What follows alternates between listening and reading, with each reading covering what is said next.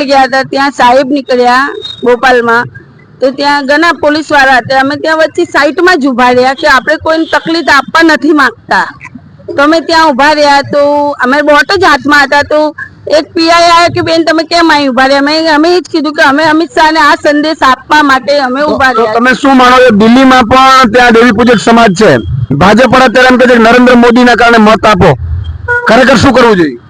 ના પૂછે સાહેબ, ના પૂછે. અમારા ગરીબો લોકોનો આ મરો છે કે જે રોડ ઝુંપડપટ્ટી છે એને હટાવી નાખે છે, રોડ પર ધંધા કરે એને હટાવી નાખે. તો આ ગુજરાત, આ સરકાર લાઈન શું ફાયદો? સરકારને આપણે કેમ લાવીએ કે આપણે ગરીબો માટે કોઈ સારી વ્યવસ્થા કરે કે આપણું જીવન જાય. આ સરકારને આપણે અહીંયા ભાજપને લાવ્યા બરાબર, આટલા દિવસથી અમે બેઠા, કોઈને અમારો ધંધો છે એ છે ને લીધો, મકાનો છે એ પાડી નાખે છે. આ સરકાર છે આ કોઈ કામનું નથી. અમિત શાહ કે મોદી સરકાર લાવે તો કોઈ ગરીબોનો